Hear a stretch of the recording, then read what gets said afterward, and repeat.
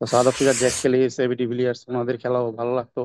তো south Africa যখন আসি, দেখা গেছে তো এখানে আসার পরে বিভিন্ন ক্লাবে আমি যাইতাম। ওখানকার যে প্লেয়ার আছে, কোচ, কর্মকর্তা আছে, ওনাদের সংস্পর্শে যাওয়ার চেষ্টা করতাম। আমি যদি বড় মঞ্চে কখনো সুযোগ পাই, হুম। আম্পায়ারিং তো করবো। সৈকত ভাই কিন্তু আমার আইডল। আচ্ছা আমি আচ্ছা। কিন্তু সৈকত ভাইকেই আইডল মেনে আম্পায়ারিং করতেছি, এবং এই পর্যন্ত সৈকত ভাইয়ের কাছ থেকেই আমি অনেকগুলা সাজেশন পেয়েছি, হুম। এবং ওনার সাজেশন মতনই আমি এগিয়ে যাওয়ার চেষ্টা করছি। দর্শক কালের কণ্ঠে সকলকে স্বাগত জানাচ্ছি। আমি মিজানুর রশিদ। আজকে খুব বেশি কিছু না, একটা এক্সক্লুসিভ ইন্টারভিউ আপনাদের জন্য আয়োজন করা হলো, এবং আমার সঙ্গে আজকে যিনি আছেন বা যাকে ইতিমধ্যে স্ক্রিনে দেখতে পাচ্ছেন, তিনি হচ্ছেন একজন প্রবাসী বাংলাদেশী, যিনি হচ্ছেন আহ, দক্ষিণ আফ্রিকায় আম্পায়ারিং করছেন। তিনি ফার্স্ট ডিভিশন, সেকেন্ড ডিভিশন, যে প্রিমিয়ার লিগ গুলো হয় সেখানেও কিন্তু তিনি আম্পায়ারিং করেছেন। তো কিভাবে তার দক্ষিণ আফ্রিকা গমন বা কেনই তিনি দক্ষিণ আফ্রিকা গিয়েছেন, সেখান থেকে ক্রিকেটে কিভাবে আসা, সবকিছু নিয়ে আলোচনা করব। আদনান আহমেদ, আপনাকে স্বাগত জানাচ্ছি কালের কণ্ঠে। কেমন আছেন? আসসালামু আলাইকুম। আপনাকে ধন্যবাদ।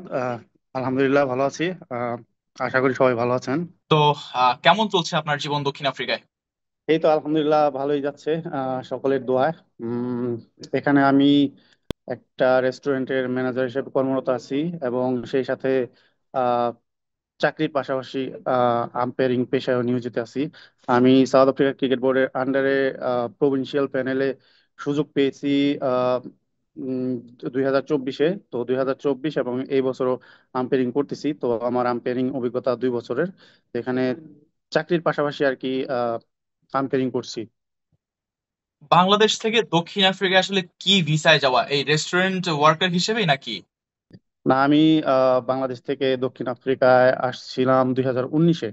আচ্ছা। তো 19-এ আমি এখানে ভিজিট বিষয়ে আসি। তো আসার পর এখান থেকে আর এখানে আর কি থেকে যাই। সো রেস্টুরেন্ট রেস্টুরেন্টের ম্যানেজার থেকে আম্পায়ারিং এ যে আপনার চেঞ্জিংটা, সেটা কেন আসলে? আপনি কি বাংলাদেশে না, থাকা অবস্থায় কি চেঞ্জিং বলতে, কোনো প্রফেশনাল না, ক্লাবে ছিলেন? না, আমি বাংলাদেশে আপনার দেখা গেছে লোকাল ক্লাবে খেলার অভিজ্ঞতা আছে। লোকাল ক্লাবে খেলতাম, প্লাস আমার ছোট ছোট কাল থেকে মানে ইচ্ছা ছিল একজন নিজেকে মানে ক্রিকেটার হিসেবে গড়ে তোলা। হুম। তবে আমি যে সময় আমার ছেলেবেলা ছোটকাল ছিল, ওই সময় আমি আসলে ওইভাবে ওইরকম অপরচুনিটি করে করে নিতে পারিনি, বা ওইরকম সুযোগ পাইনি, যার কারণে ক্রিকেটার হয়ে ওঠা হয়নি আর কি। তবে ক্রিকেট অ্যাকচুয়ালি আমার ভালো লাগার একটা জায়গা, ঠিক আছে। আচ্ছা। তো এই ভালো লাগার জায়গা থেকে আসলে যতটুকু সম্ভব আসলে চেষ্টা চেষ্টা করেছি, এবং এ পর্যন্ত আসতে পেরেছি। আর দ্বিতীয়ত, সাউথ আফ্রিকা যখন আমি আসছি, আসার পর এখানে সাউথ আফ্রিকা সাউথ আফ্রিকার ক্রিকেট আমি অনেক আগে আগে থেকে ফলো করতাম। তো সাউথ আফ্রিকার জ্যাক ক্যালিস, এবি ডিভিলিয়ার্স ওনাদের খেলাও ভালো লাগতো। তো সাউথ আফ্রিকা যখন আসি, দেখা গেছে তো এখানে আসার পরে বিভিন্ন ক্লাবে আমি যাইতাম। ওখানকার যে প্লেয়ার আছে, কোচ, কর্মকর্তা আছে, ওনাদের সংস্পর্শে যাওয়ার চেষ্টা করতাম। হুম। তো ওইখান থেকে আসলে আম, ওইখান থেকে ওনাদের একজন আম্পায়ার ছিল। তো উনি আমাকে আমার ক্রিকেট নলেজ দেখে উনি আমাকে পরামর্শ দিয়েছিলেন যে আম্পায়ারিং কোর্স করার জন্য।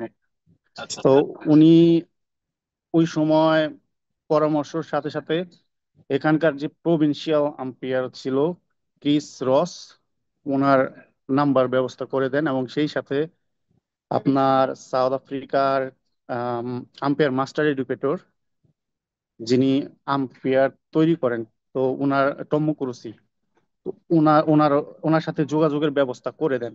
তো ওনাদের সাথে আমি যোগাযোগ করার পরে ওনারা আমাকে লেভেল 1 করার জন্য পরামর্শ দেন, এবং যখন লেভেল 1-এর সার্কুলার দেয়, তো ওই সময় আমি অ্যাপ্লাই করি। অ্যাপ্লাই করার পর ফার্স্টে লেভেল 1 কোর্স করার পরে ওনারা আমাকে আহ, সুযোগ করে দেন অ্যাপ্লাই করার জন্য, আম্পায়ারিং করার জন্য অ্যাপ্লাই করার সুযোগ করে দেন। আচ্ছা। তো তারপর আমি অ্যাপ্লাই করি। তো অ্যাপ্লাই করার পর ওনারা ওইটা সাউথ আফ্রিকা ক্রিকেট বোর্ডে পাঠান, এবং ওইখান থেকে অ্যাপ্রুভ হওয়ার পরে আমি প্রভিন্সিয়াল প্যানেলে আম্পায়ারিং এর সুযোগ পাই। এবং সুযোগ পাওয়ার পরে আমি এখানে ফার্স্ট ডিভিশন, তারপরে এইজ লেভেলের ম্যাচগুলা পরিচালনা করেছি গত বছর। এবছর প্রিমিয়ার ডিভিশন করতেছি আচ্ছা এবং আচ্ছা। ফার্স্ট ডিভিশন, এস লেভেল এবং প্রিমিয়ার ডিভিশন করার এক্সপিরিয়েন্স আমার আছে। এখানে আমি আহ, কাজের পাশাপাশি আম্পায়ারিংও করতেছি। আপনি যে এই যে রেস্টুরেন্টের কাজের পাশাপাশি যে আম্পায়ারিং করছেন, এতে কি আসলে আপনার কোনো সমস্যা হয় না, অথবা আপনার রেস্টুরেন্টের মালিক কি আপনাকে কোনো কিছু বলে না যে যে কোনো একটা ধরে রাখো? না আসলে এখানে আপনার ধরেন আমি যেমন এখানে চাকরি করি, ঠিক আছে, চাকরির হুম পাশাপাশি আমার এখানে অফ ডে আছে একদিন, একদিন অফ ডে থাকে। তারপর এখানে নর্মালি আপনার এভরি উইকে 3 দিন ম্যাচ হয়, আপনার ডোমেস্টিক ক্রিকেটের 3 দিন ম্যাচ হয়। যেমন আপনার বৃহস্পতিবার, মঙ্গলবার এবং শনিবার, এবং মাঝে মাঝে রবিবারও থাকে। তো এখানে আমার যেই ছুটির দিন থাকে, এই ছুটির দিনে আমি এখানে আম্পায়ারিং করতেছি। পাশাপাশি আবার আপনার ধরেন যখন নাকি প্রত্যেক মাসে, মানে যখন সিজন শুরু হয়, সিজন শুরু হওয়ার হওয়ার পরে প্রত্যেক মাসে আমাদেরকে ইমেল দেওয়া হয় এবং আমাদেরকে বলা হয় যে কোন কোন ডেটে আমরা এভেলেবেল আছি এখানে। তো ওই ডেটেই আমাদের অ্যাপয়েন্টমেন্ট দেওয়ার চেষ্টা করে। আর দ্বিতীয়ত দেখা গেছে আম, আমার যে ছুটির দিনগুলো থাকে ওই দিনগুলোতে আমি প্ল্যানিং করি। পাশাপাশি যদি ইম্পর্টেন্ট ম্যাচ থাকে হুম। ওই সময় দেখা গেছে আমাদের যে বস উনি আমাকে যথেষ্ট হেল্প করেন, উনি আমাকে যথেষ্ট সাপোর্ট করেন। তো ওনাদের সাপোর্টে আসলে আমি করতে পারতেছি। এখন পর্যন্ত আসলে কয়টা ম্যাচ পরিচালনা করেছেন আপনি ডোমেস্টিক ক্রিকেটে, লেভেল ওয়ানে? না আমি আসলে লেভেল ওয়ান বলতে আমি এই বছর এই বছর আপনার এম আর সিং, আইসিসির master educator umpire M R Singh, হুম হুম যিনি সাবেক এলিট প্যানেলের আম্পায়ার ছিল, ওনার আম্পায়ার্স একাডেমি আছে ইন্ডিয়া, ওনার ওই একাডেমি থেকে আমি এবছর লেভেল 3 করেছি। হুম। লেভেল 3 করেছি এবং আম, সাউথ আফ্রিকা এখানে আমি লেভেল 1 লেভেল 2 শেষ করেছি। এবছর আমি লেভেল 3 করেছি। তো এ পর্যন্ত আমি ফার্স্ট ডিভিশনের ম্যাচ পরিচালনা করেছি, পাশাপাশি আপনার এইচ লেভেলের ম্যাচ পরিচালনা করেছি এবং এবছর প্রিমিয়ার ডিভিশনেরও ম্যাচ পরিচালনা করেছি। তো সব মিলিয়ে ধরেন আমার 2 বছরের অভিজ্ঞতা, 2 বছরে আমি এখানে মোটামুটি ধরেন গত বছর অল্প কিছু ম্যাচ পরিচালনা করতে পেরেছি, কারণ আচ্ছা। গত বছর আমার স্টার্টিং ছিল। তো এই বছর এই পর্যন্ত অলরেডি মানে সাউথ আফ্রিকার ক্রিকেট সিজন শুরু হয়েছে 1 মাস ধরে। তো হুম। 1 মাসে আমি এই বছর মনে করেন 1 মাস আহ 10-15 দিন এরকম হবে। তো এই পর্যন্ত 7টি ম্যাচ পরিচালনা করতে পেরেছি এবং সামনের সিজনে আশা করি এই বছর আমি মোটামুটি 20 থেকে 30টা ম্যাচ পরিচালনা করতে সক্ষম হব সাউথ আফ্রিকার যে ঘরোয়া যে এই সিজনে। সাউথ আফ্রিকার যে ঘরোয়া প্রিমিয়ার লিগটা হয়, সেই ঘরোয়া প্রিমিয়ার লিগে কখনো মানে যদি সুযোগ আসে, তাহলে আম্পায়ারিং করবেন কিনা? হ্যাঁ, আমার তো আমার আমার ফিউচার প্ল্যান হচ্ছে আমি যদি বড় মঞ্চে কখনো সুযোগ পাই হুম আম্পায়ারিং তো করব। এবং ঘরোয়া প্রিমিয়ার লিগ বলতে আসলে এখানে ঘরোয়া ক্রিকেটে অনেকগুলো অপশন আছে। যেমন এখানে ফার্স্ট ডিভিশন আছে, আপনার first division, second division, third division আছে, এইচ লেভেল ক্রিকেট আছে এবং প্রিমিয়ার লিগ হয় এটা প্রভিন্সিয়াল ভিত্তিক বা ধরেন আমাদের এখানে আমি কেপটাউনে থাকি, কেপটাউন হুম। প্রিমিয়ার লিগ হয়। তারপর অন্যান্য প্রভিন্সে হয়। এগুলাও মনে করেন ঘরোয়া ক্রিকেটের অংশ। এবং সেই সাথে আহ ধরেন সাউথ আফ্রিকা T20 হয়, ওটা ওইটা হচ্ছে আপনার আমাদের বাংলাদেশে বিপিএল এর আদলে। হুম হুম হুম। এবং সেই সাথে ঘরোয়া ক্রিকেটের আরো অপশন আছে, যেমন আপনার ফার্স্ট ক্লাস ক্রিকেট হয়, ফার্স্ট ক্লাস ক্রিকেট যেটাকে বলে ডিভিশন 1। এবং ওয়ান ডে কাপ হয়, এটা এটা হচ্ছে লিস্ট 1। তো আস্তে আস্তে আমি আসলে চেষ্টা করছি যতটুকু সম্ভব এগিয়ে যাওয়ার। তো ভবিষ্যতে যদি সুযোগ আসে অবশ্যই আমি চেষ্টা করব বড় প্ল্যাটফর্মে আম্পায়ারিং করার। বাংলাদেশে কখনো যদি আম্পায়ারিং করার সুযোগ আসে, তাহলে আম্পায়ারিং করবেন কিনা? আর আপনার আসলে আম্পায়ারিং নিয়ে যে ফিউচার প্ল্যানটা থাকে, যে আমি একদিন এলিট প্যানেলে আম্পায়ার হব, যেমন আমাদের বাংলাদেশের এলিট প্যানেলের আম্পায়ার হচ্ছেন শরফুদ্দৌল্লাহ শহীদ ইবনে সৈকত।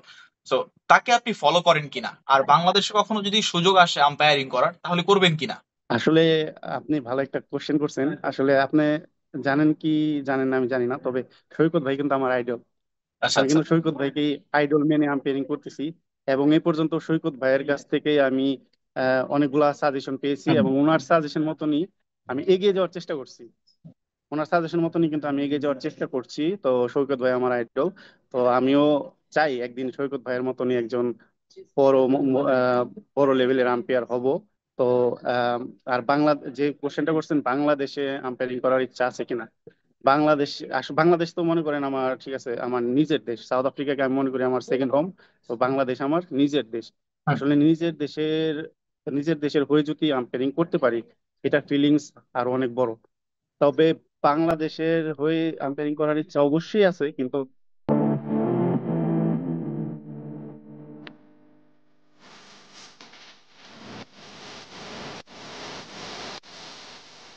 বাংলাদেশের হয়ে আসলে আম্পায়ারিং করার যে ক্রাইটেরিয়া গুলো, প্রসেসিং গুলো, এগুলা এগুলা খুবই মানে আম, আমার কাছে মনে হয় মানে অনেকটা মানে ব্যতিক্রম এখানে।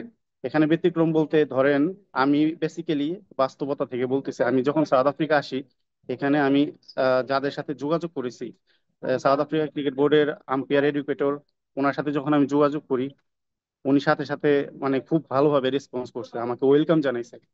আমি বাংলাদেশে যারা আম্পায়ারিং কমিটিতে আছে বা আম্পায়ারিং সাইটটা পরিচালনা করে, আমি তাদের সাথে যোগাযোগ করলে ওনারা কতটা রেসপন্স করবে, এটার উপর অনেকটা ডিপেন্ড করে। তবে যদি কখনো সুযোগ পাই, আমার খুবই ইচ্ছা আছে বাংলাদেশের হয়েও একদিন আম্পায়ারিং করব। যদি আমাকে এই সুযোগটা করে দেয় বাংলাদেশ ক্রিকেট বোর্ড, তবে আমি খুবই আগ্রহী। সাম্প্রতিক সময়ে বাংলাদেশ আসলে খুব পিছিয়ে যাচ্ছে। আপনি ক্রিকেট, ওয়ানডে বলেন, টি-টোয়েন্টি বলেন, টেস্টে বলেন। দক্ষিণ আফ্রিকা দেখছি যে বেশ গোছালো একটা টিম সে আগের থেকে। তো আপনি যেহেতু দক্ষিণ আফ্রিকায় রয়েছেন, দক্ষিণ আফ্রিকা আম্পায়ারিং করছেন, তাদের ঘরোয়া লিগে আম্পায়ারিং করছেন, আহ, এই এই সিরিজেও বা এই ম্যাচেও আপনি আম্পায়ারিং করেছেন। সো আসলে কি ল্যাকিংস গুলো দেখছেন বাংলাদেশের মধ্যে, যে বাংলাদেশের মধ্যে ওই জিনিসগুলো নেই যেগুলো হচ্ছে দক্ষিণ আফ্রিকার মধ্যে রয়েছে? আসলে আমি যখন সাউথ আফ্রিকা আসি, হুম। আসার পর আমি যখন বিভিন্ন ক্লাবে গিয়েছিলাম এবং বিভিন্ন ক্লাবে বিভিন্ন কোচের সাথে কথা বলেছি, এবং ক্লাব কর্মকর্তাদের সাথে কথা বলেছি, বিভিন্ন প্লেয়ারের সাথে কথা বলেছি। ওইখানে যাওয়ার মূল উদ্দেশ্যটা আমার ছিল, আমার ভিতরে একটা কৌতূহল কাজ করতো যে আচ্ছা। আমি আসলে দেখতে চাই যে বাংলাদেশের ক্রিকেট স্ট্রাকচার এবং সাউথ আফ্রিকান ক্রিকেট স্ট্রাকচারের মধ্যে পার্থক্যটা কি। হুম। আসলে এটা জানার খুবই কৌতূহল ছিল। এই কৌতূহলবশত থাকার কারণে আমি বিভিন্ন ক্লাবে ক্লাবে ঘুরতাম। সবাইকে আসলে সবার কাছ থেকে আসলে জানার চেষ্টা করতাম। তো এখানে যে ব্যাপারটা আমি বুঝতে পারছি, আসলে সাউথ আফ্রিকার ক্রিকেট স্ট্রাকচার খুবই স্ট্রং, খুবই শক্তিশালী। এবং বাংলাদেশের ক্রিকেটটাকে আমি ছোট কাল থেকে ফলো করি, আমি যতটুকু দেখেছি কাছ থেকে, এবং সাউথ আফ্রিকার ক্রিকেটটাকে আমি যতটুকু কাছ থেকে দেখেছি, তবে সাউথ আফ্রিকার ক্রিকেট স্ট্রাকচার অনেক শক্তিশালী। এবং দ্বিতীয়ত, সাউথ আফ্রিকার ক্লাব ক্রিকেট এই সাউথ আফ্রিকার ক্লাব ক্রিকেটের ধারের কাছেও বাংলাদেশের ক্লাব ক্রিকেট নাই। কারণ হুম। আপনি সাউথ আফ্রিকায় যখন নাকি আপনি যদি আসেন বা দেখেন, সাউথ আফ্রিকার প্রত্যেকটা প্রভিন্স আলাদা আলাদা করে ভাগ করা, মানে প্রভিন্সের ভিতরে আবার প্রত্যেকটা শহরে মানে এত পরিমাণে ক্লাব পাবেন আর এত পরিমাণে ক্রিকেট হয় ক্লাবে, আপনি আসলে ধারণা করতে পারবেন না এখানে। মানে এক একটা প্রভিন্সে মানে যে পরিমাণে ক্লাব আছে, আর এখানে মানে যে পরিমাণে লিগ হয় এবং ম্যাচ হয়, আসলে মানে বাংলাদেশে আমার কাছে মনে হয় না এত পরিমাণে এগুলো হয়। বাংলাদেশের এবং সাউথ আফ্রিকার ভিতরে পার্থক্য যদি বলি, আমি আপনাকে একটা ব্যাপার বলি।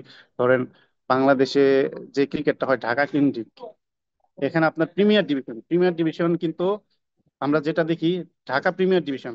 হুম। হুম। আর সাউথ আফ্রিকার প্রিমিয়ার ডিভিশনে মনে করেন প্রত্যেকটা প্রভিন্সে প্রিমিয়ার ডিভিশন হয়, প্রত্যেকটা প্রভিন্সের যে ক্লাবগুলো আছে, এই ক্লাবগুলা থেকে মনে করেন এখানে যে সেরা সেরা ক্লাব ক্লাব থাকে, তারা মনে করেন প্রিমিয়ার ডিভিশনে অংশগ্রহণ করে। এবং যারা ফার্স্ট ডিভিশনে, তো যে ক্লাবগুলো অংশগ্রহণ করে, এখানে অনেক ক্লাব আছে, সেকেন্ড ডিভিশনের ক্লাব আছে, প্রচুর ক্লাব আছে, প্রত্যেকটা প্রভিন্স আলাদা আলাদা ভাগ করা। এবং আপনি যদি বাংলাদেশে দেখেন, আপনি দেখবেন যে অনলি প্রিমিয়ার ডিভিশন ঢাকাতেই হচ্ছে। এবং এই বাংলাদেশের যে ন্যাশনাল লিগে ধরেন, এখানে আপনার প্রত্যেক বছর যে ন্যাশনাল লিগটা হয়, সাউথ আফ্রিকা যেটা হয়, যেটা হচ্ছে ডিভিশন 1 বলে, ওইটা ফার্স্ট ফার্স্ট ক্লাস ক্রিকেট। ওইখানেও দেখবেন যে মানে ওদের যে স্ট্রাকচার এবং বাংলাদেশের স্ট্রাকচার টোটালি ডিফারেন্ট। এবং আপনাকে আমি বলি, সাউথ আফ্রিকায় যে প্রিমিয়ার ডিভিশনটা হয়, এটা কিন্তু বাংলাদেশে যে প্রিমিয়ার ডিভিশনটা হয়, বাংলাদেশের প্রিমিয়ার ডিভিশনকে ধরা ধরা হয় হচ্ছে লিস্ট 'এ'। হুম। হুম। লিস্ট 'এ' ক্রিকেটের স্বীকৃতি পেয়েছে। সাউথ আফ্রিকায় প্রিমিয়ার ডিভিশনটা কিন্তু লিস্টের স্বীকৃতি না। সাউথ আফ্রিকায় ওয়ানডে কাপ নামে মানে আরেকটা টুর্নামেন্ট হয়। এটা হচ্ছে আপনার যে প্রভিন্সিয়াল টিমগুলা, হুম। যারা নাকি আপনার কি বলে, ফার্স্ট ক্লাস ক্রিকেটে, ফার্স্ট ক্লাস ক্রিকেট যেটা 4 দিনের ম্যাচ, হুম। ওইখানে যে টিমগুলো পার্টিসিপেট করে তাদের নিয়ে আবার আরেকটা টুর্নামেন্ট হয়, সেটা হচ্ছে ওয়ানডে কাপ, ওটা হচ্ছে লিস্ট এ।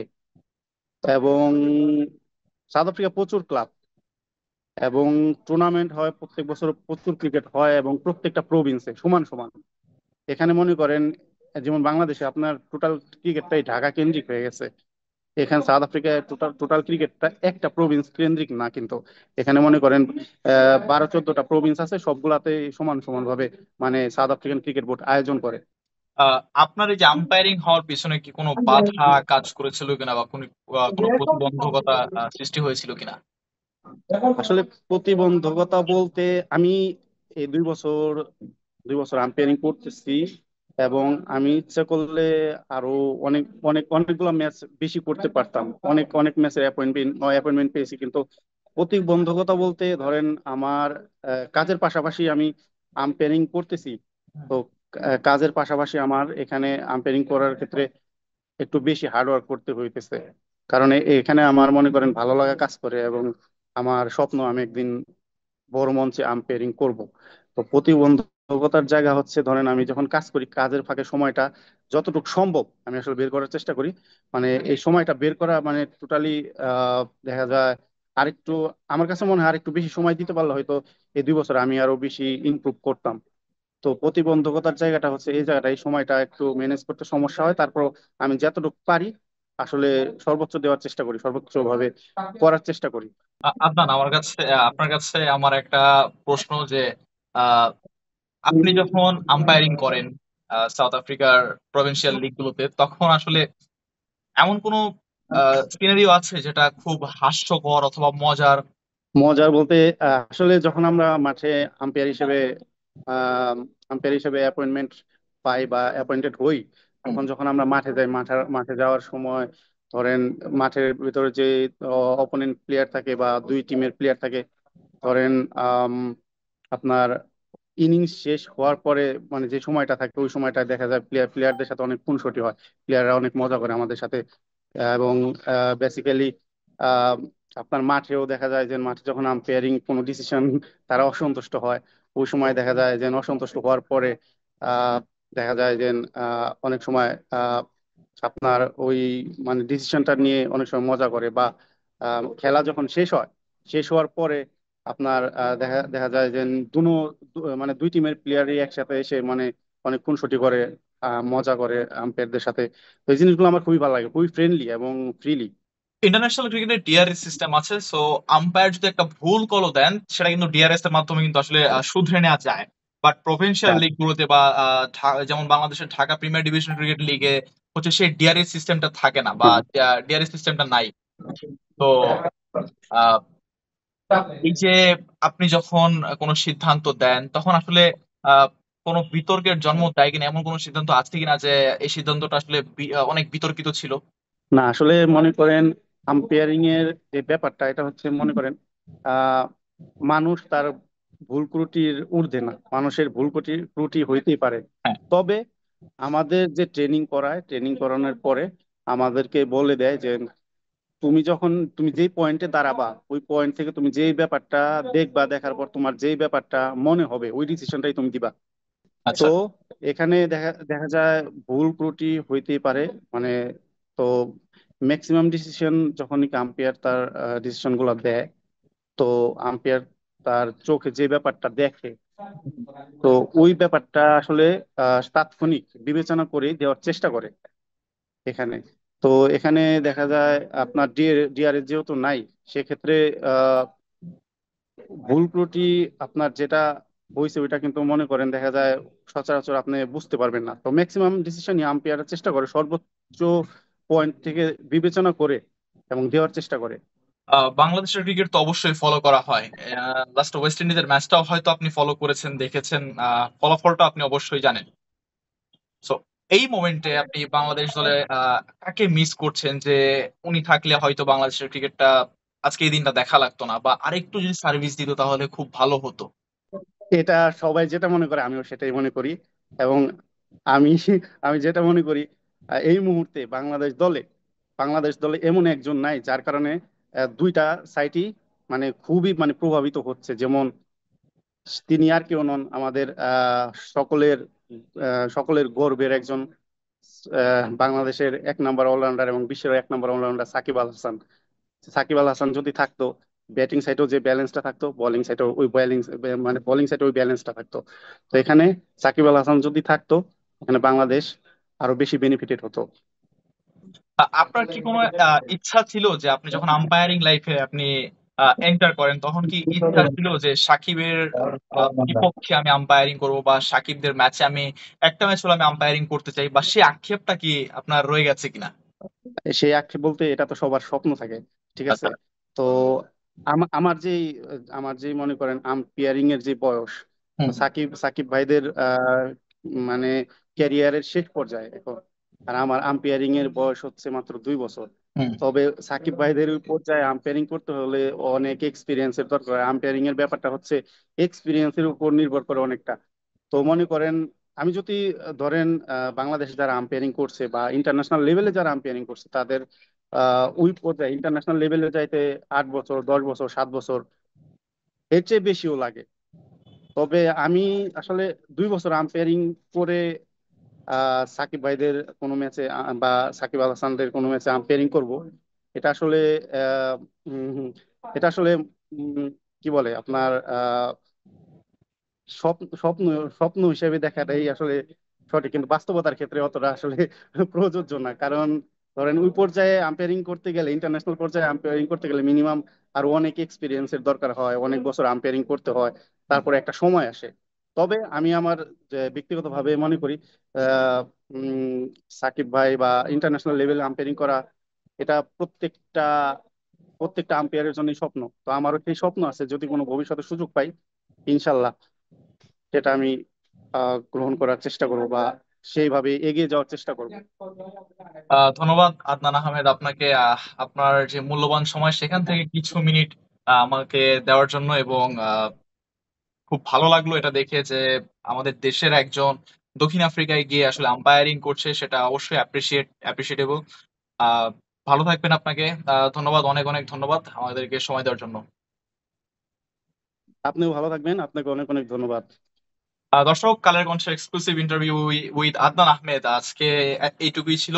আমরা পরবর্তী এক্সক্লুসিভ ইন্টারভিউ কাকে নিয়ে বানাবো সেটা অবশ্যই আমরা পরবর্তীতে ভিডিও আপলোড দিয়ে আপনাদেরকে জানিয়ে দিব। ততক্ষণের জন্য ভালো থাকবেন, সুস্থ থাকবেন। ধন্যবাদ সবাইকে।